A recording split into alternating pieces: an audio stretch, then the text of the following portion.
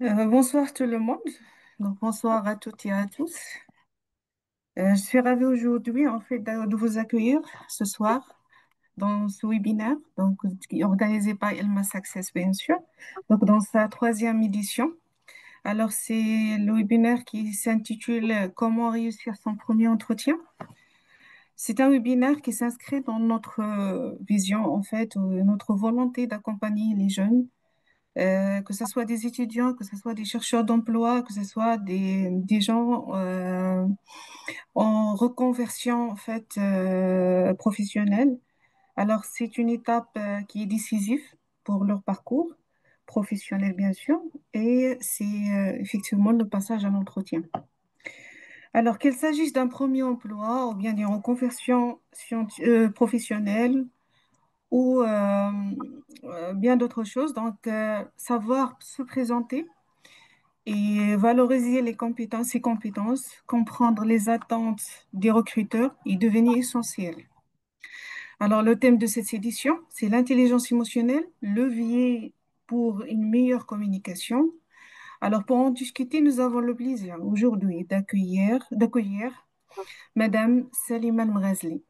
Alors, c'est Madame Salima Mrazli, c'est une formatrice en soft skills et en communication, certifiée en DISC et intelligence émotionnelle. J'espère que j'ai bien prononcé le terme. Enseignante responsable des ADPL, atelier de développement personnel et de leadership à l'École centrale Casablanca. Madame Selima, bonsoir et bienvenue. Merci beaucoup, merci pour cette invitation et c'est toujours un plaisir de me retrouver parmi vous, que ce soit en animation Merci ou en beaucoup. présence, c'est toujours... Merci, Merci beaucoup. merci. Alors, ce webinaire sera également l'occasion d'interagir avec vous, de répondre à vos questions et de vous donner des outils concrets pour aborder vos futurs entretiens avec plus de confiance. Je vous remercie pour votre présence nombreuse et je vous invite à rester connectés jusqu'au bout. Le webinaire est enregistré et une attestation de participation pourra vous être remise sur demande, bien sûr. Sans plus tarder, et sans prendre la parole assez, donc je laisse la parole à notre modérateur, comme d'habitude, Monsieur Asdin Chiraoui, que je remercie vivement pour son implication. Bonne session et à toutes et à tous. Salam alaikum, bonsoir tout le monde. Merci Malika pour cette présentation. Je suis très ravi d'être parmi vous dans ce troisième webinaire, toujours dans le cadre du transfert du savoir-être et surtout du savoir devenir aux jeunes, des personnes qui sont en poste. C'est toujours très intéressant et très enrichissant. Pendant les trois webinaires, donc Madame Razli était toujours avec nous. Aujourd'hui, il va présenter vraiment un module sur l'intelligence émotionnelle. Donc, toujours dans le cadre pour réussir les entretiens. Donc, le thème, c'est l'intelligence émotionnelle, levier pour une meilleure communication. Donc, en préparant ce webinaire, donc, j'ai essayé de chercher un petit peu parce qu'on parle de l'intelligence émotionnelle. Ça fait longtemps qu'on parle de l'intelligence intellectuelle et on la mesure par le QI. Et il y a plusieurs tests pour voir est-ce que nous sommes sur la médiane, on est sur la médiane haute, basse, etc. Et par la suite, si vous avez des scores qui sont supérieurs à 100, 120, je pense Einstein, il a 121. Il y a même des personnes aujourd'hui qui ont 141, qui ont dépassé Einstein et tout ça. Mais le plus important, c'est pas que l'intelligence intellectuelle elle n'est pas importante, mais elle est importante. Mais aujourd'hui, pour réussir dans la vie, il faut l'intelligence émotionnelle. Moi, j'essaie de chercher parce qu'il n'y a pas des définitions qui sont, voilà, donc des définitions qui sont, on ne va pas dire exactes, mais qui sont communes. Ou bien, il ne s'agit pas d'une seule définition, il y a plusieurs définitions. Et j'ai commencé par chercher les définitions, donc j'ai trouvé plusieurs définitions. Et par exemple, je vais vous lire un peu les définitions. Je vais faire une synthèse et par la suite, je vais céder la parole à notre expert pour parler des sujets. Donc, par exemple, la définition que j'ai trouvée au niveau de Wikipédia, l'intelligence émotionnelle est la capacité d'une personne à percevoir. Donc, déjà, c'est une capacité. Donc, c'est une qualité, c'est-à-dire quelque chose qui n'est pas inné, donc on doit elle doit être acquise. Donc, c'est la capacité d'une personne à percevoir. Lorsqu'on va parler de percevoir, c'est identifier, c'est regarder, c'est voir déjà. Prise de connaissance. Comprendre, gérer et exprimer ses propres émotions. Donc, on parle toujours d'émotions, ainsi que celles des autres. Ça, c'est la première définition. Donc, je vais essayer d'être très, très bref. Pour la langue française, j'ai trouvé une autre définition. C'est l'aptitude d'un individu à connaître et comprendre les liens sociaux, à gérer ses émotions et celles des autres. Il est souvent associé, donc, encore une fois, à gérer ses émotions et les autres, et les émotions des autres. Le grand dictionnaire terminologique, ça c'est l'Office québécois de la langue française, c'est la capacité de percevoir et d'exprimer les émotions et de les comprendre et de les intégrer à la pensée, ainsi que de les réguler chez soi et chez les autres. Et dernière définition, donc il s'agit de la définition de l'encyclopédie universalis. L'intelligence émotionnelle regroupe des compétences, on parle de compétences telles que la reconnaissance, la compréhension, la régulation des émotions et la gestion des émotions d'autrui. Donc, vous voyez très bien que c'est une qualité personnelle, c'est une capacité, c'est une aptitude. Mais le point commun entre ces quatre définitions, c'est qu'il s'agit de la gestion de tes émotions et les émotions de l'autre. Et c'est là où c'est très intéressant par rapport à notre webinaire. Je ne sais pas ce qu'on l'appelle webinaire. À chaque fois, je dis une chose. Donc, voilà. Donc, ouais, c'est donc, c'est là parce qu'il y a deux personnes. Et dans un entretien, il y a toujours deux personnes. Il y a le candidat, il y a le recruteur. Et dans ces entrevues, donc, il faut savoir gérer et tes émotions et les émotions de la partie qui est devant toi, qui est le recruteur. On a dit toujours que normalement, un entretien, c'est pas un combat, mais c'est juste, ce sont des discussions et chacun il a ses objectifs. Le candidat il a ses objectifs pour recruter le poste, mais le recruteur il a un objectif pour recruter ce talent, ce oiseau rare et cette compétence qu'il doit le recruter. Donc, et par la suite, dans un entretien, qu'est-ce qu'il y a? Il y a une communication. Parce qu'il faut gérer les émotions, donc automatiquement, il y a la communication. La maîtrise de soi, la confiance, voilà, donc gérer le stress et tout ça. Et normalement, tout ça va nous donner l'intelligence émotionnelle, levier pour une meilleure communication. Et après cette introduction, je cède la parole à Madame Brazili, l'experte, pour vous faire la présentation. Et par la suite, on va revenir pour discuter, pour échanger, si jamais vous avez des questions. À vous, Madame, la parole, Madame Brazili.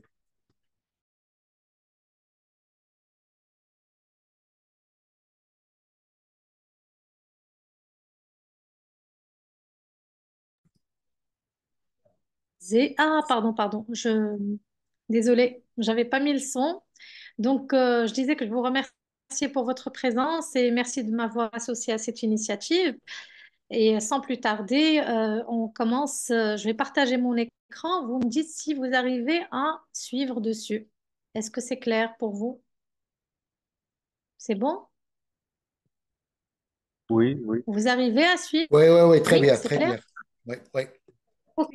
Alors, on commence sans plus tarder. Alors, l'objectif d'aujourd'hui, enfin, ce n'est pas de parler de l'entretien d'embauche de manière globale, mais l'entretien d'embauche dans le cadre où l'intelligence émotionnelle, comment elle sert cet entretien d'embauche, comment elle nous permet de le réussir au mieux. Donc, l'idée globalement est de comprendre comment cette intelligence émotionnelle influence notre manière de communiquer, notamment en entretien, et ça a été bien souligné par Monsieur Cheraoui. Ensuite, identifier et gérer ses émotions lors d'un entretien pour mieux adapter sa communication à son interlocuteur et créer la connexion escomptée pour réussir cette entrevue. Et au final, l'objectif final et ultime étant de se démarquer positivement, marquer l'esprit de ce recruteur-là de manière positive. Alors,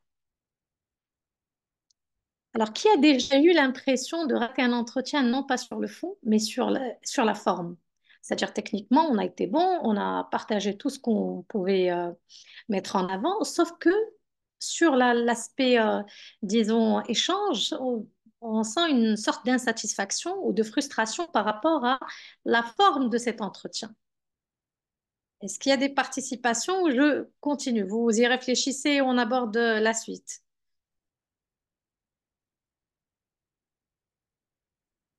Pas de commentaires? Alors, on va y aller parce que quelque part, on fait en réalité, on va se présenter un entretien, on est prêt parce que nos compétences techniques sont là, mais des fois, la manière avec laquelle on le mène ne nous donne déjà pas à nous satisfaction et forcément, ça peut créer une démotivation. D'où l'importance à la fin de chaque entretien, de faire une petite auto-évaluation de comment ça s'est passé, qu'est-ce que je pourrais améliorer, qu'est-ce que j'ai ressenti, qu'est-ce qui m'a le plus, disons, démotivé dans cet entretien-là, et inversement. Donc, euh, des éléments de contexte avant d'aborder le sujet. Nous sommes des êtres d'émotion et avons besoin d'interactions stimulantes au quotidien. Qui dit stimulant, des choses qui, voilà, qui suscitent de la réaction, de l'interaction, y compris dans le cadre professionnel. Sauf que ces échanges-là ne sont pas toujours positifs. Des fois, il y a des échanges positifs et là, ça nous donne l'envie de continuer d'interagir. D'autres qui le sont un peu moins ou qui sont carrément négatifs et là, on est un peu bloqué, on est ce qu'on appelle on est un peu inhibé. Du coup, l'intelligence émotionnelle intervient là-dedans parce que comme ça crée des émotions, ça demande par moment de la régulation, de l'expression, etc. On verra comment l'intelligence émotionnelle opère là-dessus. Et c'est là où c'est important d'avoir un quotient émotionnel relativement élevé. Parce que l'intelligence émotionnelle est comme un océan. J'aime bien cette métaphore parce que ça exprime clairement ce que nous vivons quand on passe par un moment difficile où on est face à une situation challengeante. Ben, il y a toute une majorité, enfin une bonne somme d'émotions qui est en expression. Donc les émotions sont comme les vagues naturelles parce qu'elles viennent naturellement, changeantes. Ben, on peut changer je dirais pas d'humeur, mais nos émotions sont, les messages qu'elles nous transmettent peuvent être différents lors d'une journée ou d'une période, etc. Et puis elles sont puissantes par moments. C'est là où ça nous dépasse, on n'arrive pas à contrôler, etc. Donc on ne peut pas les empêcher d'exister, mais on peut apprendre à les comprendre et à les gérer.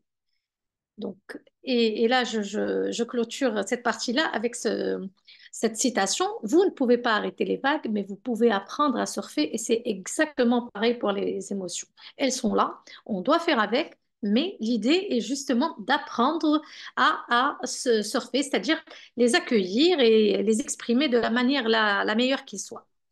Donc, au programme pour cette session, on va voir d'abord qu'est-ce que l'intelligence émotionnelle. Monsieur Cheraoui a fait une première définition en, en exposant les différentes existences. Moi, je vais disons, me concentrer sur un axe que je vais vous expliquer, et puis l'influence de cette intelligence émotionnelle, parce qu'elle impacte un tas d'événements dans notre vie, pas uniquement l'entretien d'embauche, et puis son rôle dans un contexte professionnel. Pourquoi c'est si important de manifester ça ou d'exprimer ça de la meilleure manière qu'il soit en entretien? Parce que ça exprime aussi ou ça donne un premier aperçu de ce que vous pouvez apporter en tant que personne, en tant que compétence autre que technique au sein de cet environnement de travail. Et puis enfin, on va voir l'impact de l'intelligence émotionnelle lors d'un entretien d'embauche. Alors, qu'est-ce que l'intelligence émotionnelle? Alors, l'intelligence émotionnelle consiste à d'abord reconnaître ses émotions, les gérer et puis les exploiter de façon appropriée. On parle de nos émotions, bien évidemment, celles que nous ressentons et celles aussi des autres. Donc, c'est un concept qui est venu des États-Unis, qui a été largement promu par Daniel Goleman. D'ailleurs, il y a deux livres pour ceux qui sont intéressés qui s'intitulent L'intelligence émotionnelle de Goleman, qui sont très intéressants pour ceux qui veulent s'approfondir sur le sujet. Donc, c'est cette capacité à identifier nos émotions et celles des autres, de les maîtriser pour prendre des décisions et agir. Parce que justement, l'intelligence émotionnelle impacte ou peut changer nos actions et réactions face à des situations complexes. Donc, quelque part, déjà pour retenir l'essentiel, on a trois verbes importants. Reconnaître, comprendre et gérer.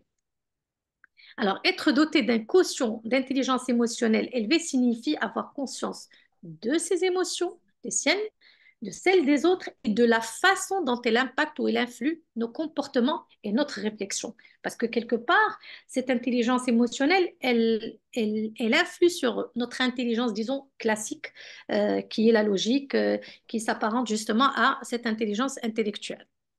Alors, l'intelligence émotionnelle impacte notre quotidien de manière indéniable. D'abord, notre perception de ce qui nous entoure, comment on gère le stress, les émotions, les situations complexes ou difficiles, comment on est orienté solution ou pas. Alors, elle influe également nos relations personnelles et professionnelles. Comment on exprime nos besoins, on les comprend, comment on est à l'écoute des besoins des autres et de leurs émotions. Et dans un contexte professionnel, elle nous permet de communiquer de manière plus efficace et d'obtenir de meilleurs résultats en termes de collaboration. Pourquoi? Parce qu'on est à l'écoute de ce qui nous entoure. Sur un autre volet, c'est le leadership. Le fait d'avoir une écoute relativement intéressante et particulière par rapport aux autres, aux personnes qui nous entourent, nous permet justement d'exercer cette compétence aussi qui est le leadership de manière beaucoup plus appropriée. Et enfin, notre capacité à influencer et diriger et puis communiquer. Pourquoi? Parce que quand on sait transmettre des messages clairs, on s'adapte à notre interlocuteur, on s'adapte aux situations, on est beaucoup plus fiable déjà par rapport à nos interlocuteurs, aux personnes qu'on a envie Et on est en contrôle de la situation, quelle qu'elle soit, même si par moments, c'est pas évident à gérer.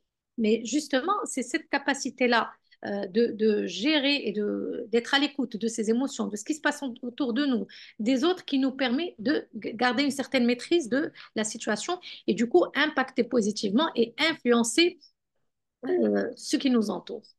Donc, une fois cette partie-là plus ou moins claire, est-ce que vous avez des questions? Vous pouvez m'interrompre, autrement on peut garder les questions à la fin de la session comme vous le sentez. Alors, si vous n'avez pas de questions, on passe à la deuxième partie qui est l'influence de l'intelligence émotionnelle. Comment cette intelligence émotionnelle influe voilà, ce que nous faisons, le déroulement des événements auxquels nous faisons face. Alors, l'intelligence émotionnelle influence notre comportement et c'est volontairement que j'ai pris cette illustration de l'iceberg parce que le comportement est justement cette petite partie apparente. Tout le reste n'est pas visible à l'autre. Tout le reste, ce sont notre vécu, nos valeurs, ce qui nous motive, ce avec quoi nos compétences techniques. Donc, pendant cet entretien, il n'y a que le comportement et la manière avec laquelle nous exprimons tout ce qu'il y a en bas qui est valorisé. D'où l'importance de bien le mettre en avant et de bien l'exprimer. Donc, l'intelligence émotionnelle influence notre comportement et nos relations de manière positive ou négative. C'est ce qui permet justement de faire bonne impression, de s'adapter à notre environnement ou d'interagir avec nos collaborateurs. Ça relève vraiment grandement d'un savoir-être qui impacte et la relation et le résultat. La relation, parce qu'on est dans des interactions humaines et forcément, il y a création de liens et interactions. Et le résultat de ce que nous sommes en train d'entreprendre. Si c'est un entretien d'embauche, une négociation, c'est-à-dire juste un échange commercial, elle intervient vraiment sur tous les aspects de notre quotidien. Alors, l'intelligence émotionnelle influence notre comportement et nos relations de manière positive ou négative. Alors, comment ça marche? Pour clarifier un peu le fonctionnement de cette intelligence émotionnelle, on fait un petit zoom sur le schéma de la personne. Alors, de nous tous d'ailleurs. On a au centre, on a tout ce qui est valeurs, croyances, besoins. C'est le pourquoi on fait les choses et c'est pas forcément des choses très apparentes. C'est nos croyances personnelles, c'est notre sens des valeurs, tout ce que nous portons qui vient de notre éducation, de l'apprentissage qu'on a fait, de nos expériences aussi.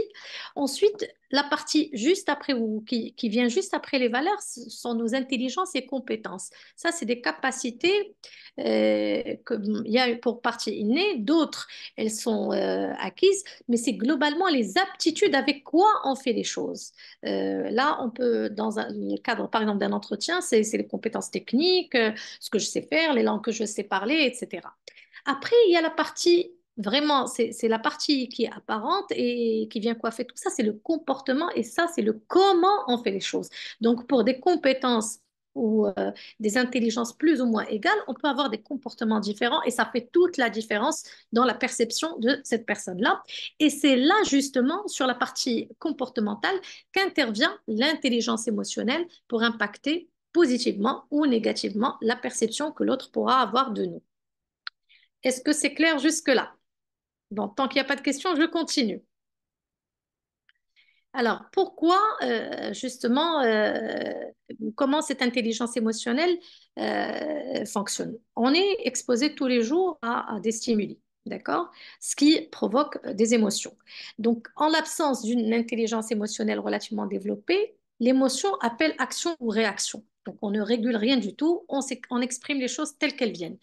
Avec une intelligence émotionnelle relativement, ou avec l'intervention de l'intelligence émotionnelle, on recadre légèrement sa réaction, on revoit les choses, on peut s'adapter aussi à la situation et envisager la réaction la plus adaptée à cette situation-là, d'où l'importance de cette intelligence émotionnelle.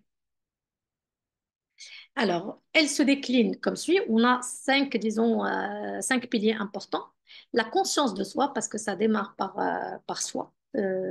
Oui, être à l'écoute des autres, mais d'abord à l'écoute de soi et la conscience de soi. On va définir ça de manière un peu plus précise, mais là, je vous énumère tous les piliers de cette intelligence émotionnelle. Alors, on a la conscience de soi. Ensuite, on a le self-control ou l'autorégulation, c'est la capacité de maîtriser ses émotions et de les gérer. On a l'empathie, et puis les interactions sociales, et enfin la motivation ou l'énergie. Alors, comment elles opèrent? Dans le cadre d'un contexte professionnel, on va voir comment ces intelligences peuvent voilà, impacter ou être en action dans ce contexte-là. Donc, rappelons que dans le domaine professionnel, on est attendu sur un volet important qui est le know-how ou le quotient intellectuel, mais également et de plus en plus sur le quotient émotionnel et c'est le know-you. C'est-à-dire plus vous êtes une personne relativement équilibrée, euh, qui, euh, qui sait gérer des situations, gérer des conflits, exprimer ses idées clairement et avec une certaine assertivité, tout ça, c'est des éléments attendus dans l'univers professionnel. Alors, pareil, il y a une forte demande ou une forte attente sur les soft skills, notamment l'intelligence, un haut quotient émotionnel. Et on a d'autres compétences, bien sûr, communication, être orienté solution, la prise de décision, l'adaptabilité, la collaboration et la créativité. Donc, dans le monde du travail, et d'ailleurs, c'est une, disons, une théorie qui a été développée par le psychologue Goleman, l'idée est d'adapter l'intelligence émotionnelle à ce contexte professionnel. Et selon lui, la compétence émotive est une capacité acquise, c'est-à-dire qu'elle s'apprend, basée sur l'intelligence émotionnelle qui permet d'atteindre une réalisation exceptionnelle à son poste.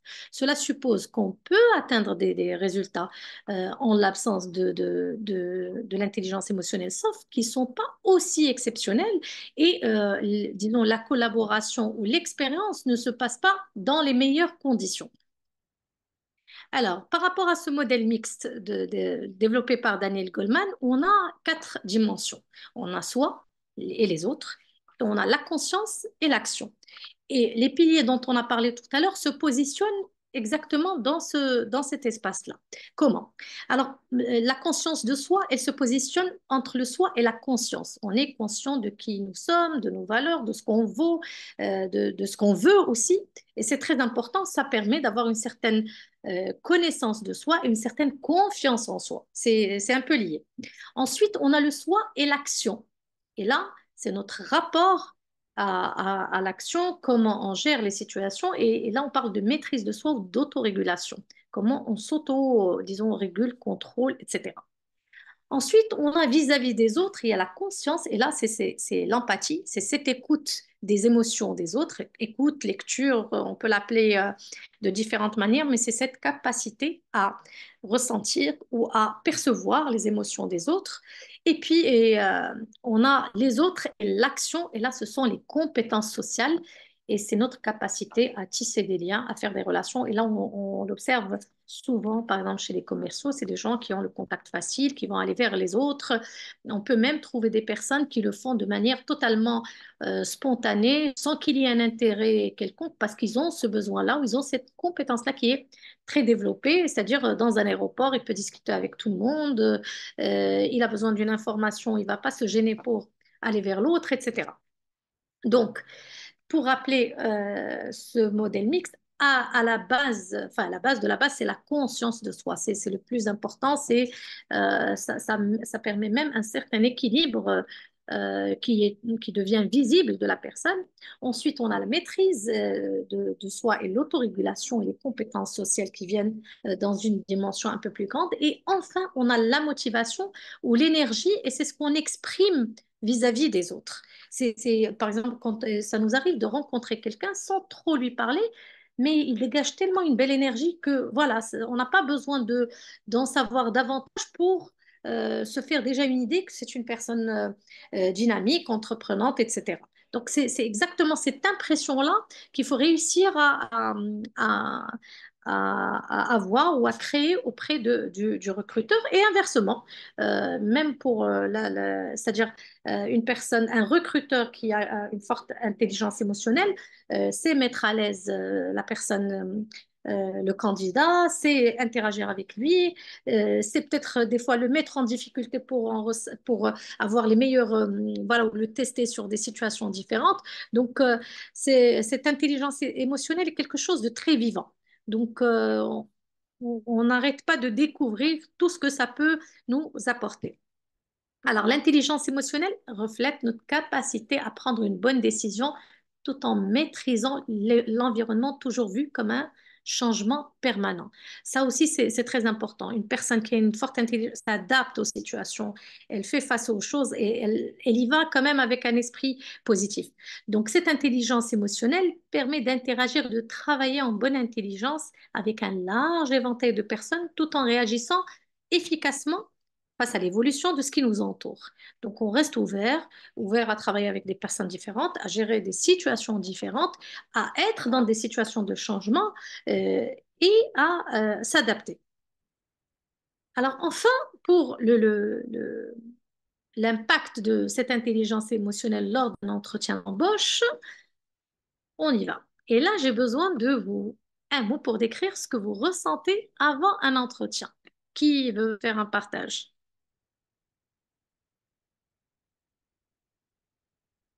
Sachant que l'émotion la plus, disons, la plus fréquente, ou ce mot-là, est assez fréquent chez tout le monde. Soit vous Est-ce pouvez que... écrire sur le chat, sinon vous pouvez ouvrir vos micros et parler. Donc, c'est interactif, hein.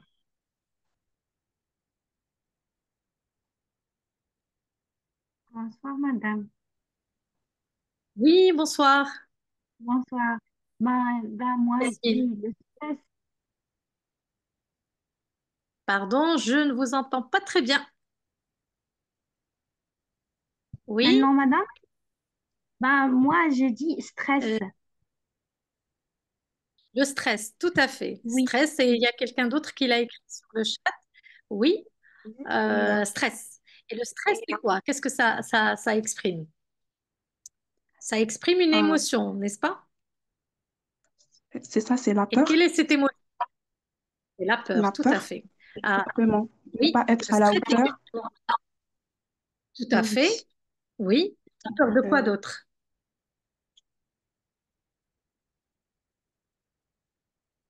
La peur de l'échec. exactement. Et le fait de ne pas être à la hauteur, c'est-à-dire de ne pas satisfaire aux critères du Faire- recruteur. Donc voilà, Oui, même tu es compétent, tu as du talent et tout ça, mais quand tu sais pas ce qui se passe dans la tête du recruteur, tu as toujours cette peur. oui, Voilà, c'est ça. exactement.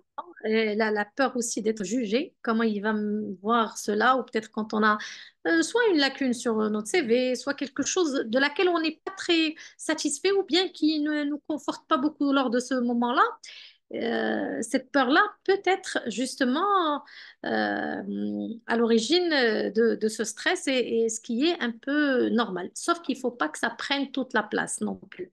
C'est normal de stresser parce qu'il y a quand même un enjeu, c'est un moment important, on a envie de donner le meilleur de soi, mais il ne faut pas que ça nous, voilà, que ça nous bloque dans cet échange-là ou que ces émotions-là nous submergent de telle manière à ce qu'on ne puisse plus gérer la situation et interagir, je dirais, positivement avec la personne en face. Ok, donc on va continuer. Alors, émotions et communication, quel rapport? Alors, nos émotions, d'ailleurs, on l'a vu, influencent de manière indéniable la manière avec laquelle nous communiquons. Donc, avant même de parler, notre ton, notre posture, notre regard transmettent des messages. Et souvent, c'est-à-dire, vous avez remarqué que certains recruteurs vous demandent de patienter un petit moment. Et ça aussi, ça permet d'observer l'état dans lequel vous êtes. Votre non-verbal parle même avant vos mots. Donc, l'intelligence émotionnelle nous aide à comprendre justement ces émotions-là pour savoir comment mieux les utiliser dans notre communication et surtout dans un contexte aussi particulier et sensible que l'entretien d'embauche. Pardon. Alors, nos émotions se manifestent à travers le mot, la voix, le langage corporel. Par exemple, la manière avec laquelle ils s'expriment, vibrer, ou peut exprimer une certaine confiance, un calme, etc. Et du coup, le recruteur peut être plus rassuré. Et de la même manière, la même réponse peut être avec un stress très apparent ou une hésitation dans la manière de l'exprimer peut semer le doute dans l'esprit du recruteur et quelque part faire appel à d'autres questions qui seront encore plus gênantes ou plus contraignantes. Parce que notre communication est à 70% non verbale, ça, souvenez-vous, tout le temps. Alors, ensuite, pardon, comment réagir à une question, par exemple, déstabilisante telle que parlez-moi de votre plus grand échec. Qu'est-ce qu'on fait dans ce genre de situation? Par moment, on peut être face à des questions voilà, qui nous déstabilisent. Combien même on est confiant, combien même on y va avec disons, une certaine volonté et un dynamisme, qu'est-ce qu'on fait quand on est face à une question qui nous met mal à l'aise lors d'un entretien d'embauche?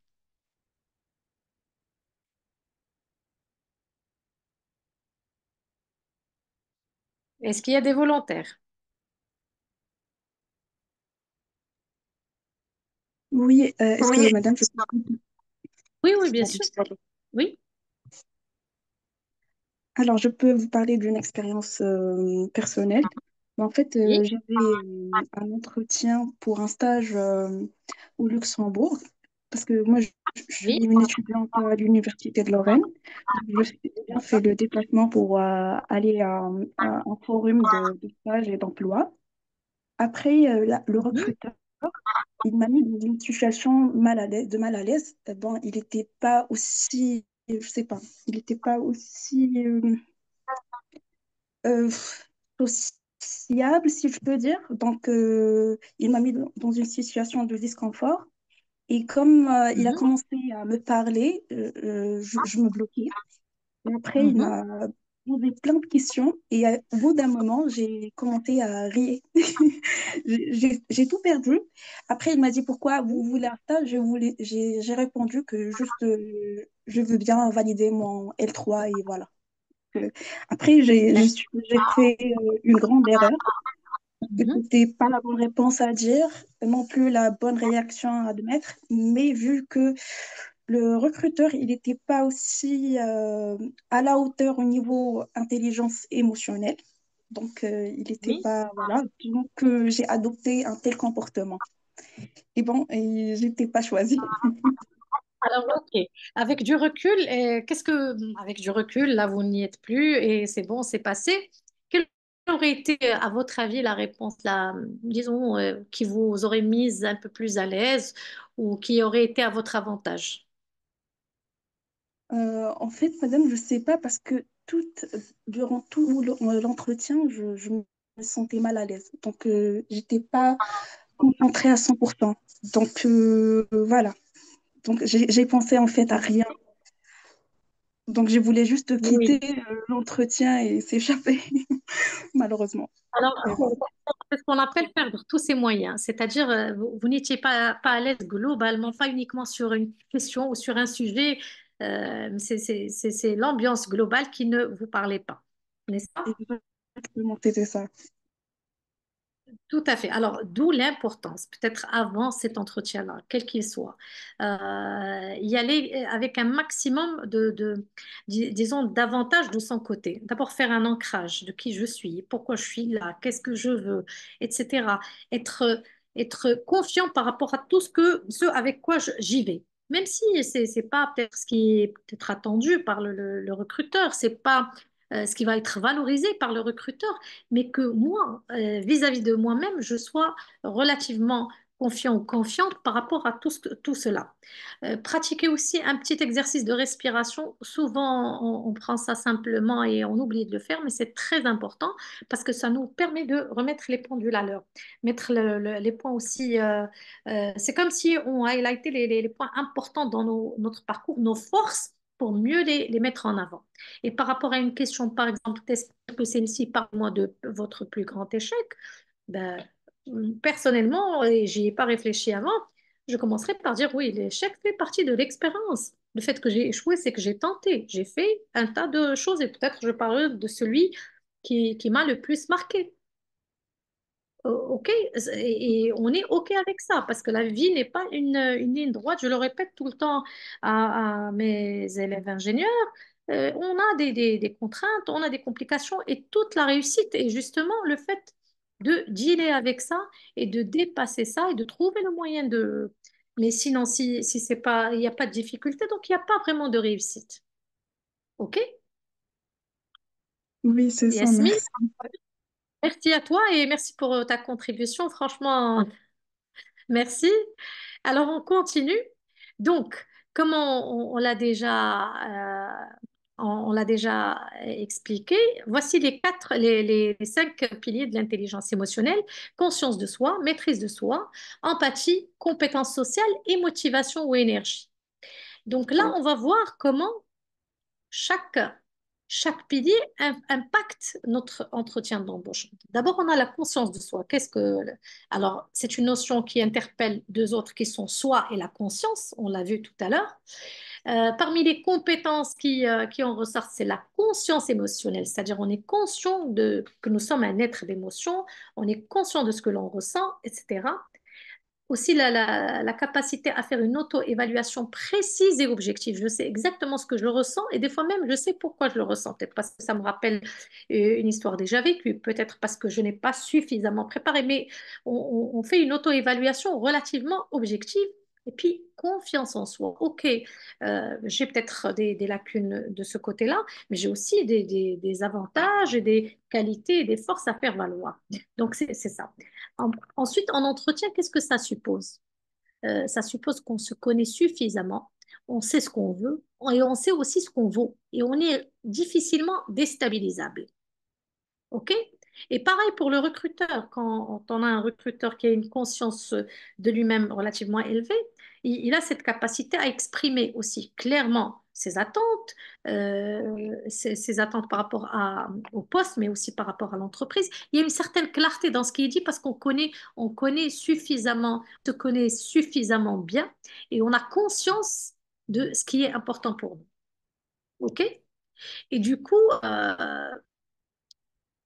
reconnaître la conscience de soi suppose de reconnaître et comprendre ses émotions. Et par exemple, par rapport à cela, lors d'un entretien, avant l'entretien, un candidat ressent du stress, ce qui est totalement normal, on l'a vu.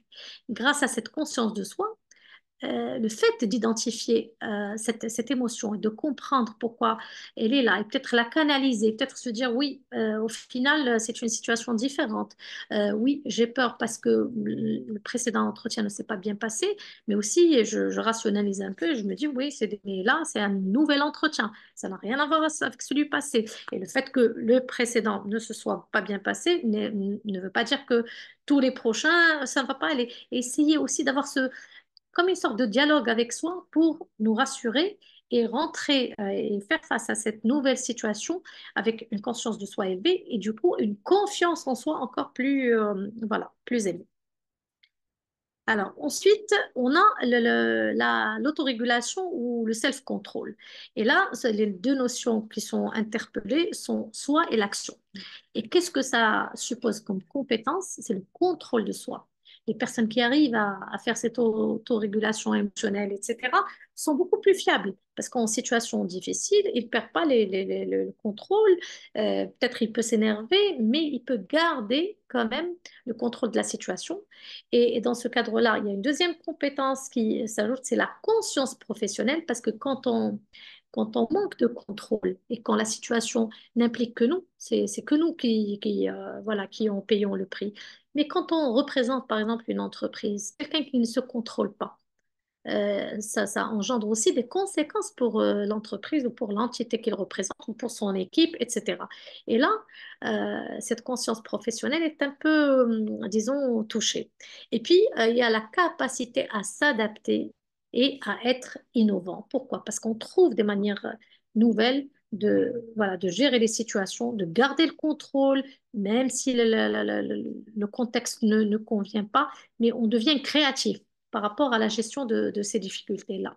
Et en entretien, ça suppose une gestion du stress et le fait de garder le contrôle émotionnel, même si on est par moments déstabilisé via des questions, via des regards, via des choses qui peuvent voilà, nous mettre mal à l'aise.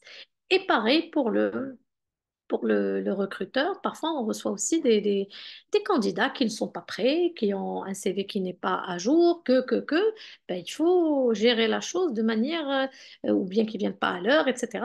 Il y a des situations qui peuvent aussi mettre le recruteur dans, disons, le tester sur son autorégulation ou sur le self-control. Alors, quand on gère ses émotions, quand on a cette maîtrise de soi, on gère ses émotions et on garde son calme même si on est sous pression. Donc, face à une question difficile ou contraignante ou qui voilà, nous met mal à l'aise, on peut voilà, respirer un bon coup, prendre le temps et répondre posément. Même si ça évoque un mauvais souvenir ou ça nous provoque, des fois il y a des questions qui sont relativement provocantes. C'est cette maîtrise-là qui, justement, et des fois, on est testé sur ça, qui permet justement d'inspirer confiance à ce recruteur pour aller plus loin dans l'entretien ou dans, disons, la relation professionnelle. Alors, ensuite, on a l'empathie. Alors, l'empathie, elle implique deux notions, la conscience et les autres.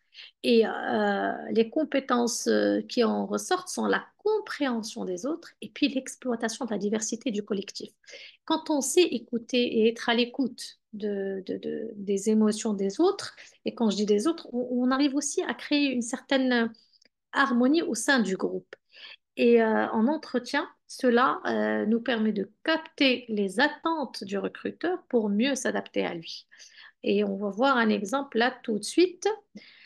Par exemple, quand lors d'entretien, on voit que le recruteur est un peu pressé, ben, l'écoute active nous permet d'aller plus vite, d'aller à son rythme, d'aller droit au but parce qu'on est face à quelqu'un voilà, qui est pressé, qui a d'autres candidats à voir, d'où l'importance de bien se préparer, d'avoir des idées claires pour pouvoir s'adapter à ce recruteur-là et les exprimer de la meilleure qui soit. Enfin, on a les interactions sociales. Et là, les notions clés sont l'action et les autres. Et puis les compétences, bien sûr, la communication et l'influence, parce qu'une personne qui arrive à tisser des liens, une personne forcément influente, la construction de liens, non seulement elle les tisse, mais elle arrive à nourrir au changement. C'est des gens qui arrivent, parce que quand on dit interaction, c'est qu'il y a du changement d'interlocuteur, de situation, de contexte. Et là, c'est des gens qui savent s'adapter. Donc, en entretien, qu'est-ce que cela permet de faire? C'est d'abord de donner une bonne impression et puis de garder le contact. Une personne qui a une forte, qui a cette compétence développée, ou ce pilier-là, qui est l'interaction sociale, va garder contact même s'il ne répond pas au poste. Et demain, on va penser à vous peut-être pour une autre opportunité ou pour une autre raison, ou peut-être vous recommander auprès d'une autre entité. Donc, l'idée, c'est l'exemple, par exemple, dans le cadre d'un entretien d'embauche, c'est le candidat qui arrive à établir un contact visuel, une certaine écoute active, il crée une réelle connexion favorable à une certaine aisance relationnelle. Et là, c'est aussi des choses qui rassurent le recruteur. Et pareil, de l'autre côté, un recruteur qui est doté voilà, qui est doué pour les interactions sociales, va mettre à l'aise son candidat, va créer la relation et peut-être il saura aussi tirer les meilleures, disons, informations de la part de ce candidat et faire un recrutement, disons, de qualité. Parce que il aurait réussi à créer cette connexion-là qui lui permet d'avoir une réelle appréciation du profil pour faire un bon recrutement. OK? Alors enfin, on a la motivation ou l'énergie. Et là, ce pilier-là fait intervenir les quatre notions, conscience, action, soi et les autres. Alors, les compétences par rapport à cela, c'est l'exigence de réussite. On reste positif, on reste engagé, même face à la difficulté. Et puis, la prise d'initiative et l'optimisme. C'est un peu toute l'énergie qu'on dégage. Et en entretien, une personne qui a on parle d'une belle énergie ou qui exprime de la motivation, c'est quelqu'un qui, sans parler, sans être, c'est la manière d'aborder cet entretien-là, de dire bonjour, la poignée de main, c'est-à-dire c'est une énergie générale qu'on dégage indépendamment de ce qu'on dit ou de ce qu'on fait ou ce qu'on peut faire pendant l'entretien. Et inversement. Donc, et tout ça permet justement de mettre notre interlocuteur à l'aise pour avoir un échange le plus productif possible. Quand je dis le plus productif, c'est pas forcément celui qui va mener à un recrutement forcément, mais déjà quand on arrive à avoir un excellent entretien d'embauche, quand bien même il n'est pas couronné par un contrat, il y a des choses qui se passent. On sait qu'on a une expérience aussi, comment ça se passe. Ça d'une, quand on est jeune diplômé, on crée des relations. Demain, on a envie d'aller plus loin ou on a envie on peut être recommandé par cette personne-là. Donc, il ne faut pas penser l'entretien comme un objectif précis et déterminé dans le temps et c'est fini. C'est soit j'ai cet entretien-là, sinon ça ne sert à rien. Pas du tout.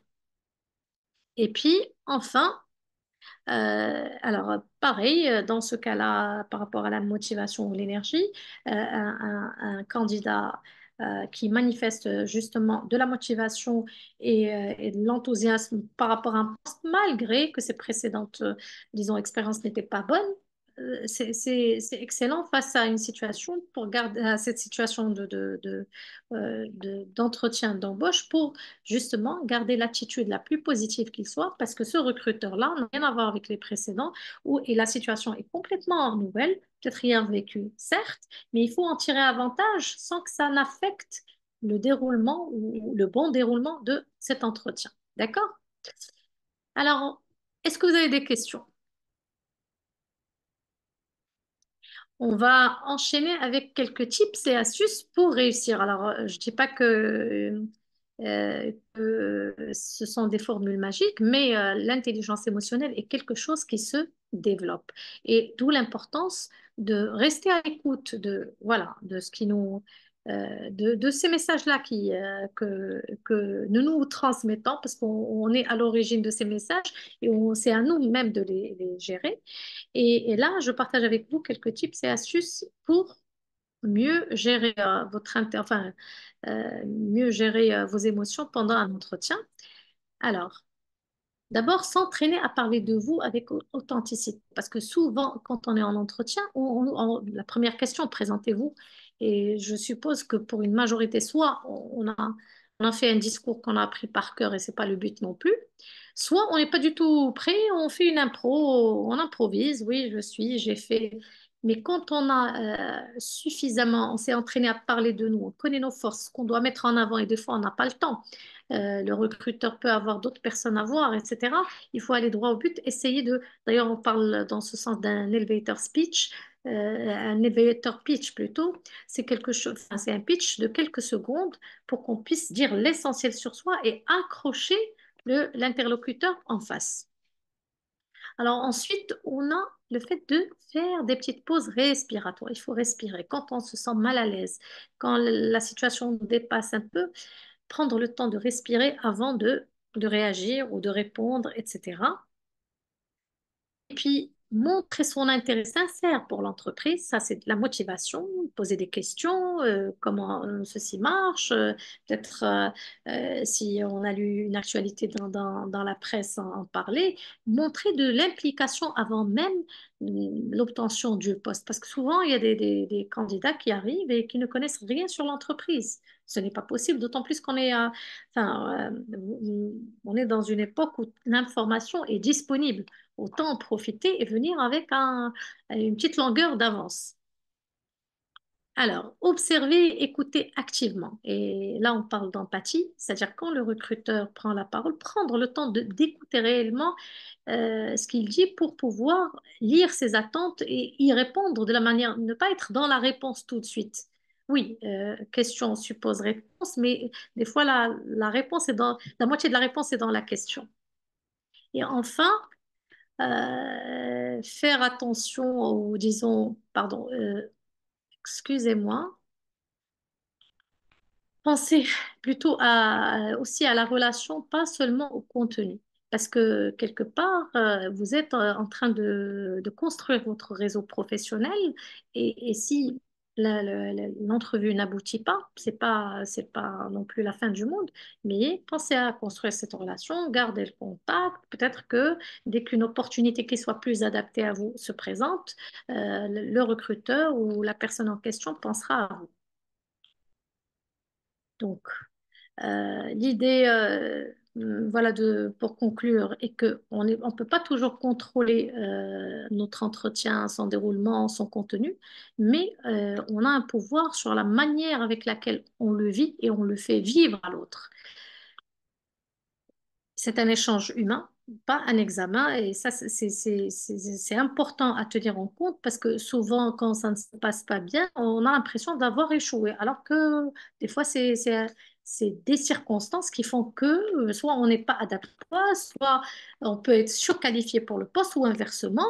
Et c'est pas grave. Ce qui est grave, c'est de l'avoir raté pour des raisons qu'on aurait pu anticiper. Ça, c'est important. D'où l'importance de faire une disons, évaluation après cet entretien-là pour voir comment on aurait pu gérer la situation différemment. Et puis, développer cette intelligence émotionnelle, c'est apprendre à surfer sur ses émotions, les observer, les reconnaître, les réguler sans se laisser subir dans ses émotions et forcément les actions, tout ce qu'on va entreprendre, la communication, tout sera noyé dans ces émotions-là. Alors, sous la surface agitée, il y a une profondeur calme, celle de la conscience de soi, d'où l'importance de bien se connaître, de bien être à l'écoute de ce qui est important pour nous, de bien savoir ce que l'on veut et ce que l'on vaut.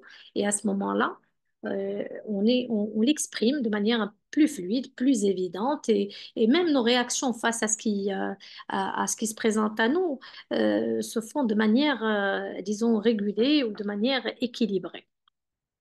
Et comme les vagues, nos émotions interagissent entre elles et avec celles des autres. Et là, c'est important de garder justement cette empathie et ces interactions sociales avec les autres personnes qui sont autour de nous. Alors, selon toujours Daniel Goleman, les émotions sont les ménagères de nos besoins. Elles expriment un besoin. Savoir les lire, c'est mieux communiquer et garder l'équilibre dans nos relations de manière générale. Parce qu'au final, qu'est-ce qui est recherché dans toute expérience ou dans un vécu, c'est de trouver ce juste équilibre entre l'objectif que nous voulons atteindre, la manière avec laquelle nous l'atteignons et puis le déroulement de ces derniers. Et là, on a tout ce qui est relationnel, émotionnel et tout ce qui s'ensuit. Alors, je pense qu'on arrive plus ou moins à la fin de cette présentation. Et quelles compétences émotionnelles allez-vous renforcer pour vos prochains entretiens? Est-ce qu'il y a un point qui vous semble beaucoup plus, disons, un pilier soit plus intéressant à développer ou pour lequel vous sentez un besoin d'amélioration?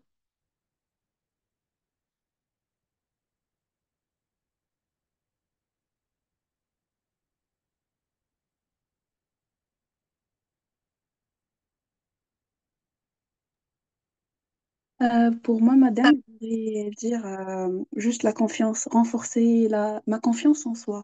Et que je sais bien que j'ai les compétences et tout ce qu'il me faut, c'est juste, il faut voilà, être confiante pour voilà, donner une bonne image aux recruteurs et voilà, Et alors, c'est ces ça. éléments qui vous permettent d'avoir confiance en vous, quels sont ces éléments? Pardon, j'ai mal entendu votre question, madame. Qui permettra d'avoir cette, disons, plus confiance en vous. Si vous devez envisager trois actions, par exemple, pour avoir plus confiance en vous, ça, c'est l'objectif ou l'action globale.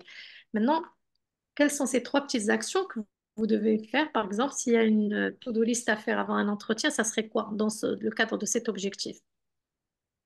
Bah, j'aurais mettre ou j'aurais dire pour ma to-do list, c'est que j'ai Mhm. autant de chance que les autres. Donc voilà, je ne suis pas inférieure et je ne suis pas supérieure non plus. Donc C'est bien. oui, c'est ça en fait. Après, vraiment, euh, je- euh, j'aurais dire quoi aussi? Être confiante de tout ce que je dis. C'est ça en fait. Je mens pas, je, j'approvisionne, mais d'une façon cohérente et consistante pour donner une image Oui, sincère. Parce qu'on n'a pas besoin c'est d'être bien. voilà, flashy ou quelque chose comme ça. C'est juste, voilà, il faut être nous. Parler d'authenticité. C'est-à-dire, vous êtes qui vous êtes et vous venez avec, voilà, ce que vous avez à donner. Ni plus, enfin, Exactement. vous n'en faites pas trop, vous ne mentez pas sur vos compétences et vous êtes OK avec ce que vous êtes pour le moment, n'est-ce pas? C'est C'est ça? ça, exactement ça, oui. Très bien. Alors, il reste une troisième. Une troisième. Alors, je dirais quoi? Alors, moi, je dirais des fois, alors alors la troisième, je vais aussi des fois, on a l'impression bon, qu'il faut une petite préparation pour un entretien, sachant que c'est des choses qui se font au fur et à mesure. C'est pas la veille de l'entretien qu'on va se préparer. Par contre, il y a un aspect sur lequel on peut se préparer la veille, c'est cette connaissance de l'entreprise ou de l'ampleur du poste ou des compétences exigées par ce poste, etc. Ça nous rassure sur certains. Et là, cet exercice, enfin, disons, cette pensée que vous avez de vous présenter de manière authentique, peut être aussi une manière d'aborder cette fiche de poste. Oui, mais je suis allée sur ça, ça, ça, et puis peut-être sur cette compétence-là, c'est pas quelque chose avec laquelle j'ai travaillé longtemps ou j'ai mis en pratique longtemps, mais je suis prête à apprendre. J'estime que voilà. Et l'essentiel, c'est de te projeter aussi dans ce poste-là et pouvoir anticiper tout ce qui peut être posé par le recruteur sur un aspect très pratique. Et ça Exactement. permet quand même de rassurer et de nous permettre de gérer et d'impacter franchement voilà, notre communication de manière globale et l'énergie et aussi disons la personnalité qu'on dégage pendant cet entretien. Exactement ça, oui. Oui, je confirme. Merci. Merci, c'est Yasmine, n'est-ce pas? Non, Salma. Ah, pardon. OK.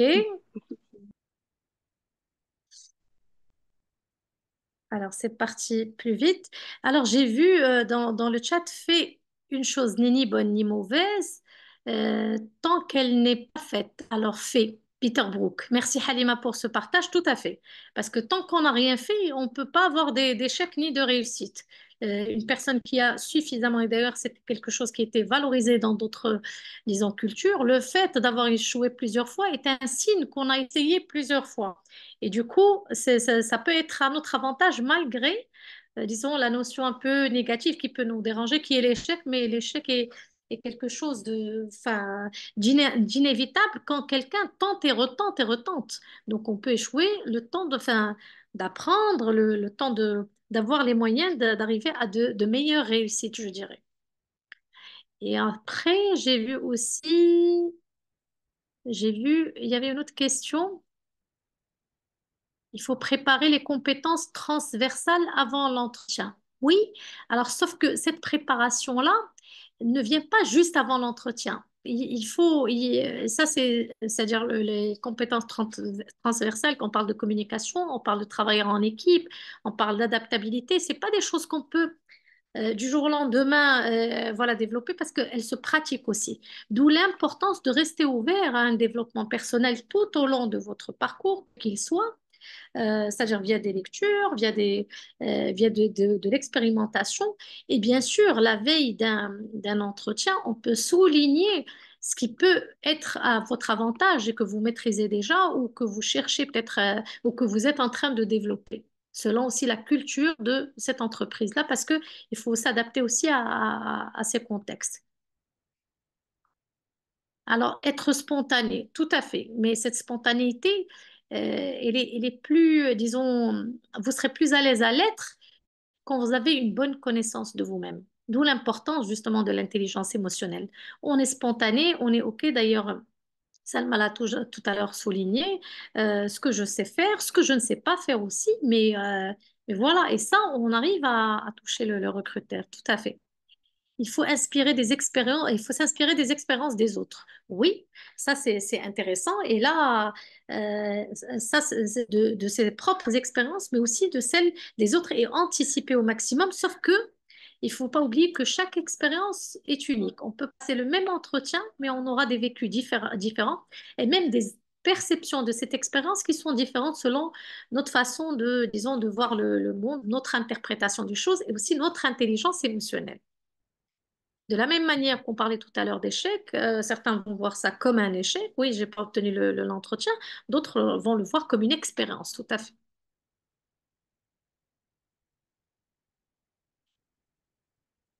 Alors, est-ce qu'on peut, alors Abdelhak, s'il vous plaît, comment on peut gérer ses émotions? Y a-t-il une méthode?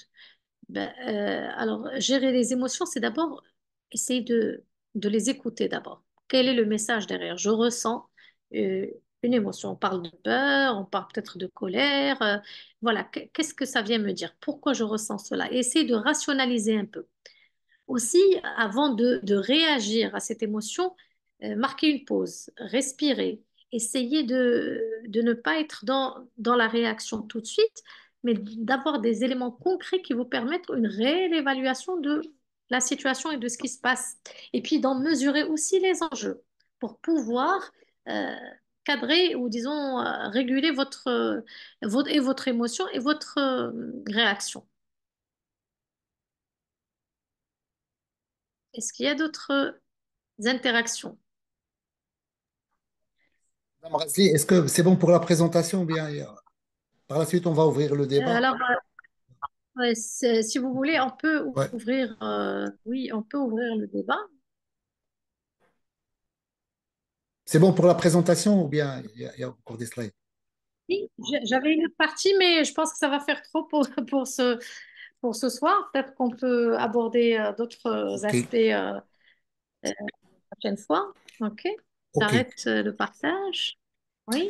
Très bien, très bien. Merci Madame Razli pour cette présentation. Elle est très riche, elle est très intéressante.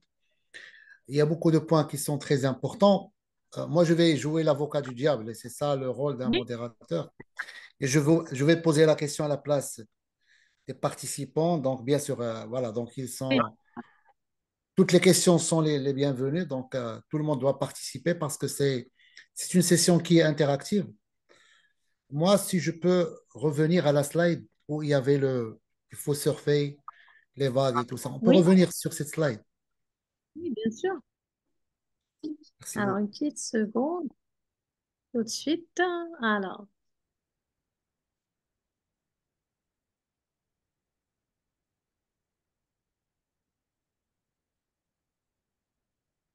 alors, je viens de trouver ça. Je vais faire le partage d'écran. OK.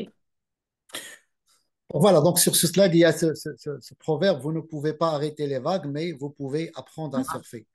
Si on veut, par Oui, exemple, prendre ce proverbe et le mettre dans le contexte des entretiens, c'est-à-dire que dans les entretiens, on va avoir un blocage. C'est ce qu'on a parlé parce qu'on a fait d'autres webinaires, on a parlé de ça. C'est-à-dire que le candidat, il peut avoir un blocage qui est normal. oui, Maintenant, OK. euh, normalement, là, les émotions, il y a les émotions primaires, il y a les émotions secondaires. Et l'émotion la plus importante, primaire, c'est la peur. Le fait Ouais. d'avoir cette émotion, la peur, c'est une chose qui est très importante pour notre vie. Pourquoi? Parce que si on n'a pas la peur, on Mhm. peut, c'est-à-dire traverser, c'est-à-dire c'est-à-dire la rue ou le boulevard, n'importe comment on peut mourir. Donc la peur, c'est une émotion primaire qui est très importante dans notre vie.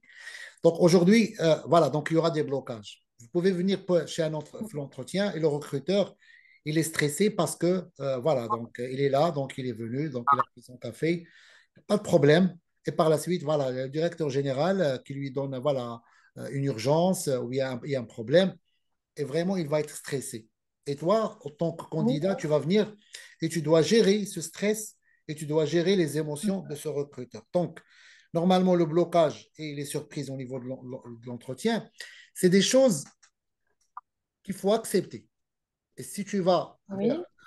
c'est-à-dire l'entretien, obligatoirement, il y aura des blocages, il y aura des points qui vont pas être en ta faveur. Donc, il faut se préparer à ça.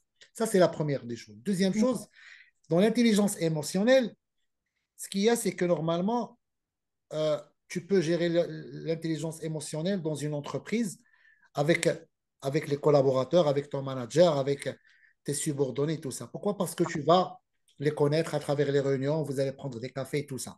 Donc, vous avez le temps de connaître les personnes, mais dans l'entretien, c'est rapide, 30 minutes, 1 heure. Et tu dois faire Mhm. la lecture de l'autre personne qui est en face de toi pour s'adapter, pour créer ce lien entre le recruteur et le candidat. Ma question, Madame Razli, qu'est-ce qu'on doit faire? Sûrement, il y a des entraînements à faire. Sûrement, il y a des choses à faire. Mais comme vous avez dit, ce n'est pas la veille de l'entretien. La veille de l'entretien, on doit préparer notre tenue vestimentaire. On doit voir des informations sur l'entreprise, sur le recruteur, la distance qu'il faut parcourir. Il faut prendre le temps pour arriver à l'heure, et non pas arriver en retard et tout ça. Mais pour l'intelligence émotionnelle, c'est un travail qu'on doit faire sur, c'est-à-dire une longue période. Maintenant, quels sont les exercices, qu'est-ce qu'on doit faire pour pouvoir se préparer à son 31 et sachant que, comme j'ai dit, le temps, il est c'est-à-dire un temps très court dans l'entretien et dans c'est-à-dire cette courte période, on est obligé de décrocher le poste parce que, encore une fois, lorsqu'il y a l'entretien, le candidat, il veut décrocher le poste, donc toujours il est en position de faiblesse, d'infériorité. Donc voilà. Donc maintenant, qu'est-ce qu'on doit faire? Comment on doit s'entraîner? Quels sont les exercices à faire pour préparer cette intelligence émotionnelle? Alors, comme je l'ai souligné tout à l'heure, pour moi, le travail sur sur l'intelligence émotionnelle se fait tout au long de ce qu'on vit. C'est-à-dire, c'est pas la veille de l'entretien qu'on va la préparer. Par contre, l'exemple que vous avez cité est particulièrement percutant. Ok, j'arrive, j'ai un entretien. D'abord, je m'assure d'arriver un peu à l'heure ou avant l'heure pour ne pas avoir à subir un stress supplémentaire, que ce soit celui du transport ou le fait d'attendre, parce qu'il y a certains organismes aussi où il y a un agent de sécurité qui vous fait patienter le temps d'appeler, etc. Moi, je dois anticiper tout ça. Et le fait aussi d'arriver quelques minutes à l'avance me permet aussi d'observer cet environnement-là et de comprendre aussi ce qui se passe et quelle est la culture peut-être de cette entreprise, ou peut-être ce que vous venez de dire, le RH a été sollicité par la direction générale et du coup, il est un peu stressé lui-même. Et là, j'aurais peut-être observé cette dynamique-là. Et moi, personnellement, si j'ai un entretien à passer comme ça, face à une personne que je ne vois pas disposée à m'accueillir de la manière la plus, disons, la plus plus adapté qu'il soit parce qu'elle n'est pas disposée, ben, je peux demander si vous avez des urgences à traiter tout de suite, je peux revenir un autre jour. Parce que je sais que je ne serai pas à mon avantage, pas parce que moi je ne suis pas prête pour cet entretien-là, mais parce que l'interlocuteur en face ne l'est pas. Et là, pour moi, ça fait partie, on fait intervenir un tas de choses, notamment l'empathie, la capacité, enfin, le fait d'observer ce qui se passe autour de moi, de lire justement cet état émotionnel de la personne en face qui, malgré que, voilà, à un moment donné, elle est censée être en position de force, mais là, ça ne sert pas même mes intérêts voilà, qu'on fasse cet entretien-là tout de suite. Et peut-être cette personne-là a du mal à décaler ou à dire à une personne qui vient d'arriver, OK, on reporte l'entretien parce que j'ai une urgence, mais c'est à moi peut-être de voilà, faciliter les choses à cette personne-là et peut-être ça peut marquer un point dans cet entretien que je n'aurais pas eu. Mais au moins, cette candidature-là, ça aura peut-être plus valorisé qu'une autre. Je ne sais pas si j'ai répondu à la question, si cher. Non, non, c'est bon. Pour moi, c'est très clair la réponse. Maintenant, voilà, donc, comme j'ai dit, donc, les participants ils peuvent interagir par chat ou bien ouvrir leur micro et parler. Marhaba bihom. Oui, Moi, j'ai une autre question. Moi, j'ai une oui, autre question. Il y a oui. moi, j'ai une autre question, c'est que ce qu'il faut savoir, c'est que normalement, dans l'intelligence émotionnelle, le recruteur, ce sont des responsables Mhm. qui sont là. Eux aussi, ils connaissent très bien l'intelligence émotionnelle. Aussi, donc, ils ont fait des Oui, formations sur l'intelligence émotionnelle. Ça, c'est oui, normal. oui. Et la majorité des cas, il y a le candidat qui va venir, il va être dans une posture gentille, sympa. À chaque fois, lorsqu'il lui pose une question, est-ce que tu fais le social? Oui, je fais le social, même s'il ne le fait pas. De toute façon, il va essayer de faire le gentil, le sympa pour décrocher ce poste. Maintenant, le recruteur, du point de vue intelligence émotionnelle, comment il va lire, parce qu'on a dit intelligence émotionnelle, percevoir, comprendre et par la suite gérer et tout ça, les émotions. Donc, maintenant, c'est-à-dire le recruteur, comment il va lire cette posture de gentil, de sympa. Est-ce que toujours il est en faveur du candidat ou bien parfois il n'est pas en faveur du candidat, surtout par rapport à certains postes, parce que le commercial, on n'a pas besoin d'une personne qui va être gentille et sympa, mais on a besoin d'une personne qui doit être audacieuse, qui parle, qui a ce contact facile, ce contact relationnel.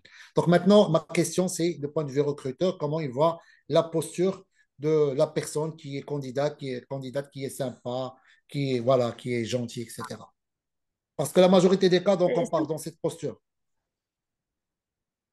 Oui, la majorité des cas, c'est vrai, parce qu'on a l'impression qu'en étant gentil, qu'en étant, c'est-à-dire qu'en faisant, je dirais, profil bas, on obtient plus facilement, alors que pas spécialement. C'est là aussi où c'est important de s'adapter à son interlocuteur. Par exemple, quand on observe le tempérament aussi ou la personnalité de cette personne qui recrute, est important voilà, comment on dit, de manière générale, tâter un peu le terrain ou tâter le pouls. Si je suis face à quelqu'un qui a de la personnalité, je suppose qu'il y a quelque part une attente d'un minimum dans ce sens. Ah, ici, c'est quelqu'un qui est plus dans l'humain, dans le social, et c'est-à-dire je suis à l'écoute de ses attentes et à travers cela, je fais valoir ce que j'ai de mieux dans ce cadre-là, sans peut-être être dans l'exagération ou le mensonge, quelqu'un l'a souligné tout à l'heure, il faut être spontané, moi je dirais il faut être authentique. Oui, je valorise cet aspect-là, mais je reste tout en restant moi-même, dans le cadre de ce que je peux apporter ou de ce que je peux être sur ce plan-là. Par exemple, je suis face à quelqu'un qui me parle d'intelligence émotionnelle, ben, forcément, je vais aller plus loin dans le sujet avec lui parce que je comprends que c'est quelque chose qui a de l'importance. Maintenant, il ne faut pas non plus aller sur des terrains glissants qui sont vraiment loin d'être les nôtres. Et là, ça peut être une question piège ou un test sur lequel la personne peut nous entraîner ou le recruteur peut nous entraîner. Et là, c'est pas bon de faire fausse route. Je ne Très sais pas, clair, est-ce très clair. que à la question. Non, non, c'est très clair. Merci, merci, merci, Madame Razli. Je sais pas, pour les participants, est-ce que vous avez d'autres questions? Moi j'en ai beaucoup de questions, mais j'aimerais bien que la session soit une session qui est interactive. si quelqu'un veut me raconter voilà, donc une situation, parce que dans l'intelligence émotionnelle, dans les entretiens, il y a pas des recettes, il n'y a pas des formules miracles. Il y a des principes qu'il faut respecter, mais chaque entretien, voilà, il est différent. Il n'y a pas deux entretiens qui vont se ressembler, je peux vous dire, dans le monde. Et il y a tous les entretiens, ils sont différents parce que les personnes sont différentes, parce que le contexte il est différent, parce que déjà, voilà, donc l'entreprise il est différente. Donc il y a plusieurs paramètres qui rentrent et qui laissent que normalement les entretiens sont différents. Et par la suite, il y a des principes, comme on a dit, il faut être authentique, il faut dire la vérité. Si tu es bloqué, il faut demander, parce qu'on a parlé de blocage, on l'a vu dans notre séance, c'est que normalement, si tu es bloqué, il faut dire c'est-à-dire au recruteur, je suis bloqué, est-ce que je peux prendre 5 ou bien 10 minutes, le temps voilà, voilà, d'avoir, prendre un peu du souffle et on va revenir parce que dans l'entretien, il faut bien sûr mettre tous les atouts de ton côté pour augmenter tes chances. Maintenant, rater un entretien, ce n'est pas une fatalité. Mais le passé, c'est de le vivre. Parce que dans l'entretien, il y a trois phases. Il y a avant l'entretien, au moment de l'entretien et surtout après l'entretien. Maintenant, la majorité des cas, c'est-à-dire des candidats, donc ils pensent que lorsqu'il va rater son entretien, c'est un échec. Non, ce n'est pas un échec. Peut-être peut-être que tu vas trouver quelque chose qui est mieux. Donc, il y a mais il y a des principes, comme on a dit, pour pouvoir réussir ton entretien. Donc, il faut faire le maximum, il faut faire ton maximum, même que tu as à la même que tu as. Moi, une question, Madame Razli, est-ce que dans la littérature, on peut trouver, par exemple, les postures? Je pense qu'il y a une science qui parle, il y a le gestuel corporel, mais il y a, je pense, la synergologie qui va te permettre d'identifier à travers les gestes, voilà, donc si la personne elle est à l'aise, elle n'est pas à l'aise, elle est en train de mentir. Est-ce que vous conseillez les candidats d'aller vers cette science? Et quel est le pourcentage de fiabilité de cette science par rapport à ces entretiens? Alors pour moi, il y a des choses, c'est vrai qu'on dans le paraverbal, on parle beaucoup de certains signes voilà, qui ne trompent pas, que voilà, quand on regarde par-ci ou par-là, c'est qu'on est en train de mentir, etc. Bon, c'est intéressant de les connaître, mais moi, sincèrement, ce que je recommanderais dans ce cadre-là, c'est de s'exercer à faire des répétitions, des simulations d'entretien face à des personnes de confiance qui, elles, et des personnes différentes, qui, elles, nous donneraient justement cette appréciation-là de choses qui sont inappropriées qu'on fait, de tics peut-être desquels on ne se rend pas compte, ou bien de ces aspects-là qui sont relatifs au non-verbal qu'on exprime finalement, pas verbalement, et qu'on peut recadrer ou qu'on peut rattraper d'une certaine manière. Mais rentrer uniquement dans le détail de la signification de ces gestes-là, et ça peut nous embrouiller un peu plus. C'est intéressant de voir de quoi il s'agit, mais sans trop rentrer dans le détail, sinon on serait focus que sur ça, alors que et on serait quelque part, on s'éloignerait un peu de notre, disons, de notre côté spontané parce qu'on peut être défaillant sur un aspect ou un autre et la manière avec laquelle on l'exprime, on le fait savoir au recruteur peut valoriser notre recrutement. Combien de fois on a eu un échange ou un entretien au bout duquel on ne s'est pas senti peut-être totalement confiant par rapport à l'aboutissement et pourtant on a été pris. C'est pas parce que on a été le meilleur sur toutes les compétences, mais peut-être parce qu'on a été le meilleur sur cet échange, sur une certaine fiabilité, une certaine clarté par rapport à ce qu'on veut faire, par rapport à nos motivations. Et franchement, pour moi, l'entretien d'embauche, il y a pas une recette secrète parce que on est à chaque fois face à des personnes différentes, des entreprises différentes, des attentes différentes. Donc, plus on pratique cela, plus on est à l'aise à gérer différentes questions, différents profils, et on s'adapte à l'interlocuteur en face et disons, à cet échange-là. Eh bien, donc, si j'ai bien compris, Madame Razli, c'est qu'aujourd'hui, la seule clé pour la réussite, c'est le travail. C'est les répétitions, c'est travailler ça, tout ça. Et pour les entretiens, donc, puisque, voilà, donc, on ne va pas passer des entretiens, c'est-à-dire chaque fois, chaque semaine, donc c'est rare où une personne va passer des entretiens. Il peut y avoir des personnes qui peuvent passer un entretien une ou bien deux fois dans leur vie, ils vont décrocher un poste. Je pense que l'idée aujourd'hui, c'est de faire un guide des entretiens dans lequel Mhm. peut-être, voilà, donc faire une plateforme dans laquelle on va mettre des benchmarks, de retour d'expérience des personnes avec des anecdotes, avec voilà, des trucs qui Oui, sont arrivés par la suite. Les gens, ils peuvent s'inspirer donc sur la base de ça. Donc sûrement, on va trouver des choses qui vont revenir pour tous les entretiens. Voilà, donc la dernière fois, on a parlé de la tenue vestimentaire et tout ça, être à l'heure et tout ça. Donc il y a des règles qui vont être figées pour tous les entretiens. Et par la suite, des trucs qui dépendent de l'entretien, mais au moins on aura, c'est-à-dire les recruteurs, qu'est-ce qu'ils demandent, les entretiens, les questions, etc., etc. Et peut-être ça peut être une chose, ce retour d'expérience qui va aider les jeunes, voilà, pour décrocher voilà, donc, des emplois.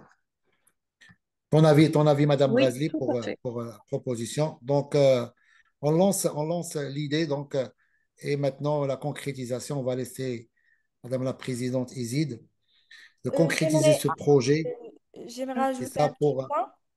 Si ça vous dérange pas, j'aimerais ajouter un petit point sur les entretiens. Je fais moi un petit tips et je sais pas si c'est assez cohérent ou pas.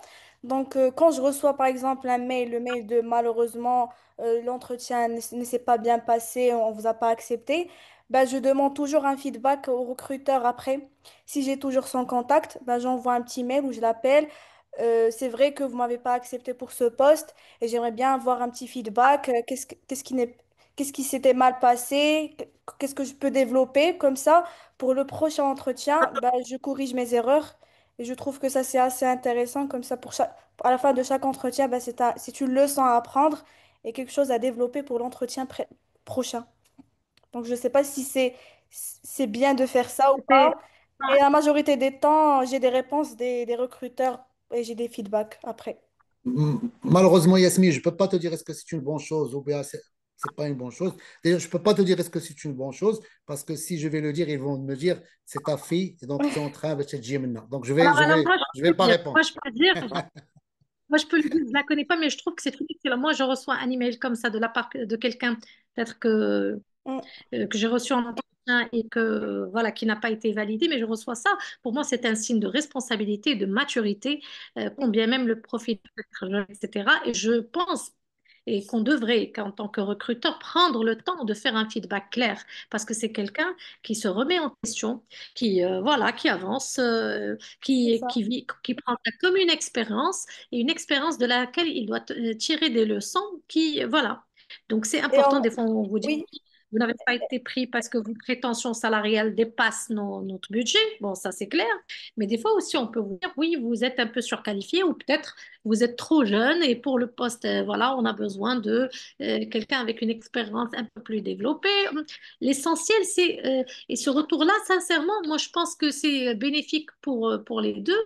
Et le fait de le demander peut vous rendre service parce que vous allez être plus rassuré sur la non-validation, disons, de cet entretien-là.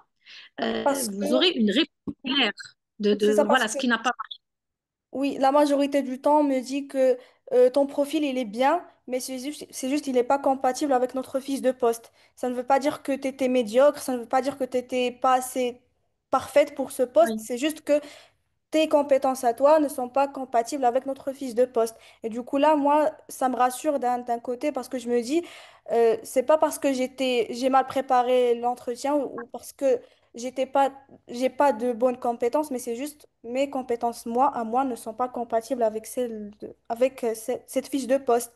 Et en plus, après, bah, je développe aussi mon réseau professionnel parce que je reste des fois en contact Tout avec à les recruteurs aussi. Donc, Tout à fait. Alors, moi, ça m'est arrivé de recevoir enfin, c'était une candidate et qui n'a pas été retenue pour le poste, pas pour ses compétences, disons, professionnelles, mais pour d'autres raisons. Et quand j'ai vu que cette candidate-là était vraiment, moi personnellement, j'aurais validé sa candidature, qu'est-ce que j'ai fait? On ne pouvait pas la prendre au niveau de cette entreprise-là parce qu'on avait des circonstances au moment T où elle a passé l'entretien et c'était un excellent profil. Ben, j'ai appelé autour de moi ceux qui, enfin, mes confrères de l'époque dans le métier pour dire est-ce que vous, vous êtes à la recherche d'un profil? J'ai un excellent élément alors que je ne la connaissais pas du tout. Oui, Mais c'est la manière avec laquelle elle a passé l'entretien, la manière avec laquelle elle m'a convaincue, quand bien même nous, on n'avait pas les moyens ou les conditions pour l'accueillir ou pour valider cet entretien-là. Donc, c'est important. Et là, on parle d'interaction sociale. Quelle place ou quelle impression vous laissez auprès de ce recruteur-là pour que demain, peut-être, il vous rappelle ou des fois, il peut reconsidérer cet entretien-là. c'est ça. Cette prise d'initiative me semble intéressante et peut donner à réfléchir si, par exemple, un candidat qui a été validé en premier et qui s'est désisté, ben, vous avez la place. Moi, je pense que c'est une excellente approche à adopter, d'abord pour soi, c'est-à-dire pour vous développer, pour vous améliorer, indépendamment de l'aboutissement de cet entretien, et de deux, peut-être ça peut donner une autre ouverture à cet entretien lui-même, à ce poste-là. Et un autre point, c'est le dernier point, c'est juste l'aspect du stress et du trac. Bah, quand je commence un entretien, je pars du principe que le recruteur, il m'évalue, mais moi-même, j'évalue le recruteur. Parce qu'il y a des situations où l'entreprise peut m'accepter, mais moi, j'accepte pas cette entreprise vu que l'entretien ne s'est pas bien passé et le recruteur n'a pas très bien vendu l'entreprise en question. Donc, quand je me dis que j'évalue aussi l'entreprise, bah, je rentre dans cet entretien en étant sereine. Genre, on ne m'évalue pas juste moi, mais moi aussi, je les évalue si, si le recruteur présente très bien son entreprise à lui et si lui aussi présente les valeurs, et est-ce que ces valeurs sont compatibles avec les miens aussi, les miennes aussi. Donc, il faut Tout à partir de ce tout à principe-là fait. pour diminuer un peu le stress. Alors, et dans ce cas-là, par exemple, des fois, on est face aussi à un comité de recrutement, pas uniquement une personne. Et on peut avoir différentes questions et à un moment donné, on est embarrassé parce qu'on est face à plusieurs personnes. Et des fois, certaines questions se veulent contraignantes pour voir comment la personne va réagir. Pour nous mettre un peu en difficulté, voir comment gérer ce stress. Et voilà. Des fois, quand on est face à ce genre de situation, c'est aussi, ce qui est intéressant aussi, c'est la reformulation de la question, préciser les éléments.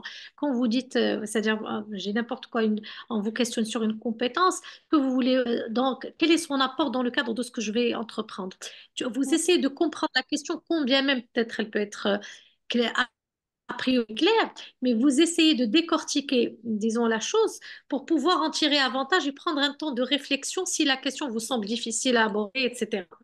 Mais voilà, créer de l'espace pour que vous puissiez euh, être plus convaincant et gagner du temps aussi. Donc, est-ce que vous pouvez reformuler votre question? En quoi cela, c'est-à-dire concerne directement et comment ça se matérialise sur un plan pratique par rapport à mon poste, etc. Pour clarifier peut-être des choses qui peuvent passer parce qu'elles sont incomprises ou pas tout peu claires et être à votre désavantage. C'est ça. Et au final, il faut rester honnête et en même temps se mettre en valeur pour bien se mettre en valeur. Il faut rester honnête, mais en se mettant en valeur. Voilà.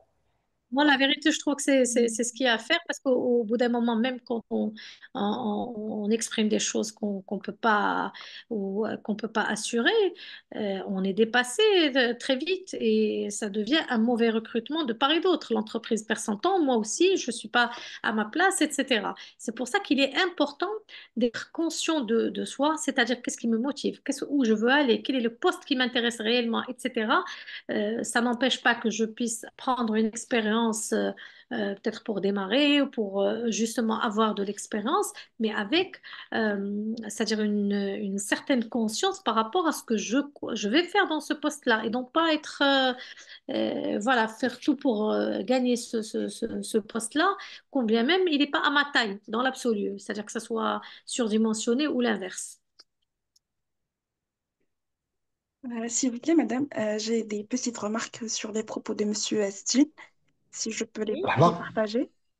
Oui, s'il vous plaît, oui. monsieur. Vous avez dit que les recruteurs, bon, ils ont une intelligence émotionnelle et je partage pas vraiment parce que c'est pas toute la totalité. Et à titre exemple, l'entretien que j'ai fait, le recruteur, malheureusement, il n'était pas aussi intelligent émotionnellement et je pense que il était le responsable de ce mauvais déroulement de l'entretien. Ça, c'est de un. De Mhm. deux, le candidat doit être gentil, oui, mais pas autant. Parce que quand on est trop gentil, on se met dans une position de soumission, si vous visualisez la situation. C'est comme le Ouais. recruteur est toujours dans un point fort.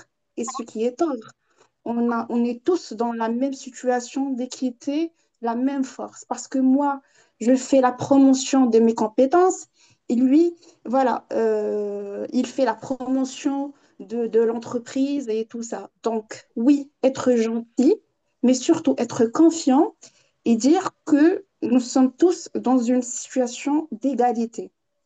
Après, je vois aussi que le recruteur peut, comment dirais-je, évaluer ton profil bah, en demandant des justificatifs. Comme vous avez cité le travail associatif, il peut toujours vous dire bah, c'est quel organisme, vous faites ça quand, voilà, donnez-moi les lieux et tout ça. Donc, il peut toujours évaluer votre profil en demandant des justificatifs pour les langues, les certificats et tout ça. Donc, c'est ça.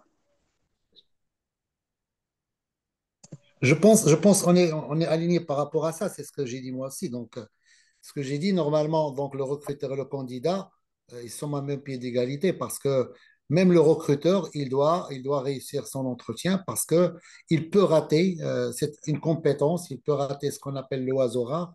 Voilà, donc lui aussi, il a un objectif. Donc, lui aussi, il doit préparer son entretien, il doit utiliser son intelligence émotionnelle. Et moi, ce que j'ai dit par rapport à un candidat qui est gentil, parce que c'est le cas. Aujourd'hui, c'est le cas. Les candidats, moi je parle des cas au Maroc, les candidats toujours, ils se mettent dans cette posture de gentil, très sympa, presque soumission, comme tu as bien dit. Mais ça, il faut pas le faire. Donc ça, il faut pas le faire parce que ça peut jouer un mauvais rôle au candidat. Et d'ailleurs, c'est ce que nous a confirmé Madame Razli. Donc on est aligné par rapport à ça.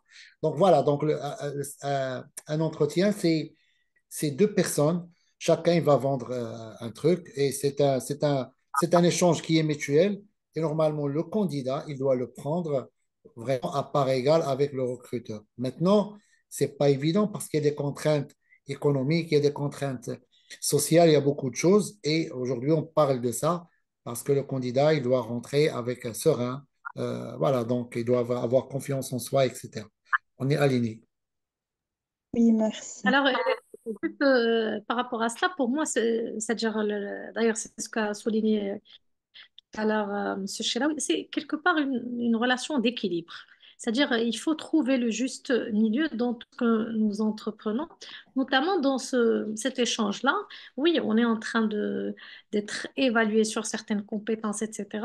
Mais comme vous le dites, vous êtes aussi en train de les promouvoir. C'est aussi la manière avec laquelle, entre parenthèses, vous vous vendez et vous assumez qui vous êtes, votre parcours, etc., qui fait que voilà, vous pouvez faire une meilleure impression qu'un autre candidat, même si vous êtes tous dans la même situation. Vous cherchez un emploi, vous êtes jeune diplômé, etc.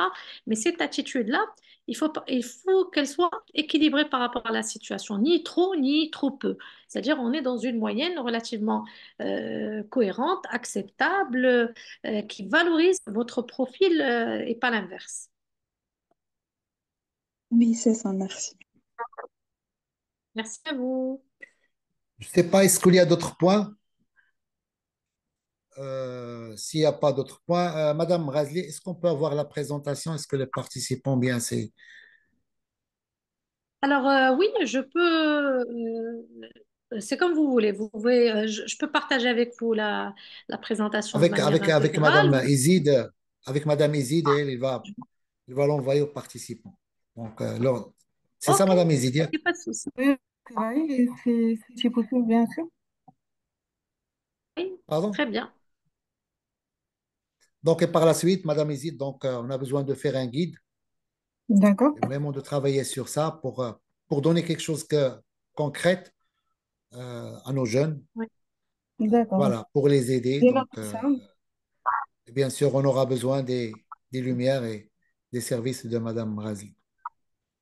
Oui, bien sûr. Avec plaisir, C'est bon. avec Donc, si plaisir. vous n'avez pas d'autres points, moi, je vous souhaite excellente soirée. Merci beaucoup de votre participation. Merci beaucoup, Madame Razli. C'était toujours Avec, très intéressant et très riche. Et j'ai toujours un plaisir énorme d'être avec vous dans des webinaires pour partager. J'apprends beaucoup de choses.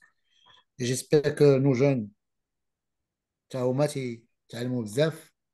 تيقول لك المال عنده الصدقة ديالو والعلم فاش tu vas le transmettre هذيك هي الصدقة ديال العلم. تيقول لك l'argent, lorsque tu vas donner de l'argent, tu vas le diviser en deux. Lorsque tu vas donner le savoir, tu vas le multiplier en deux. Parce qu'il y a عندك ويولي عند الآخر.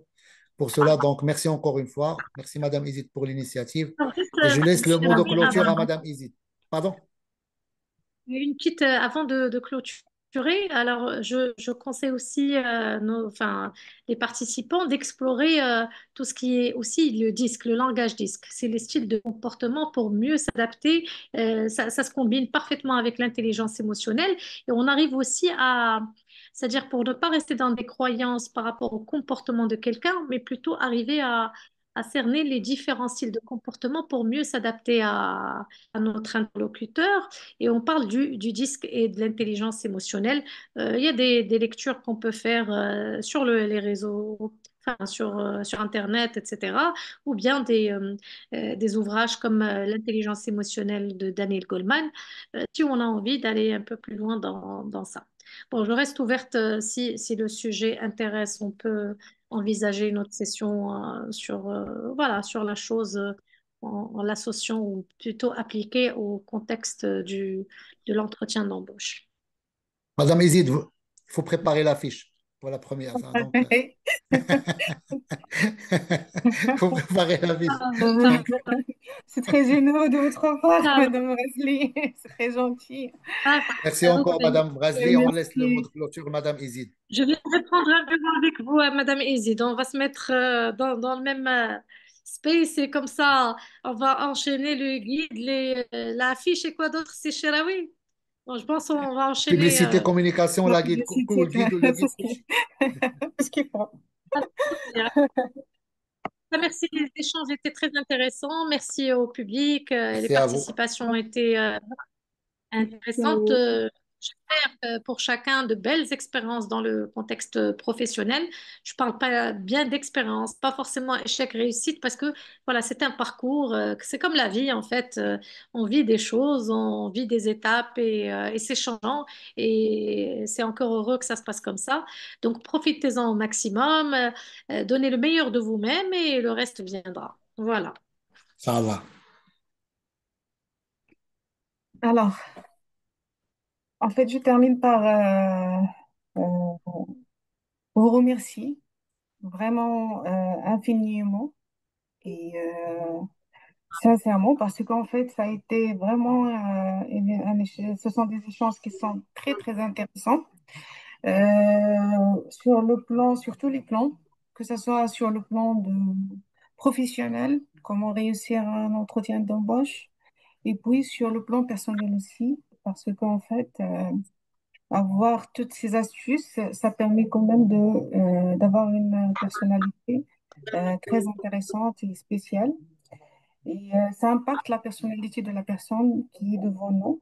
Et ça impacte aussi ses projets d'avenir, que ce soit au niveau professionnel ou au niveau études et même au niveau familial. Donc, je tiens à remercier vivement et infiniment Madame Razli pour sa générosité et tout ce qu'elle a dit à propos de ce sujet. Et je remercie Monsieur Ezdin Chiraoui pour son excellente modération, comme d'habitude. Merci beaucoup pour toutes ces questions qui ont été posées, pour pour vos interactions par rapport au sujet, par rapport aux questions.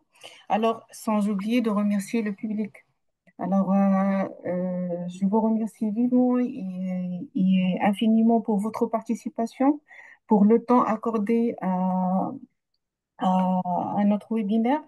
Et voilà, je vous invite à nous joindre en fait pour aussi donner, s'il y a aussi des Je pense que vous avez tous reçu un mail, un message de moi euh, pour, euh, pour en fait confirmer votre inscription au niveau du webinaire. Donc, si vous avez des propositions, des remarques ou des suggestions, donc vous pouvez me les envoyer, que ce soit par mail à ilmasaccess, comme gmail.com ou au niveau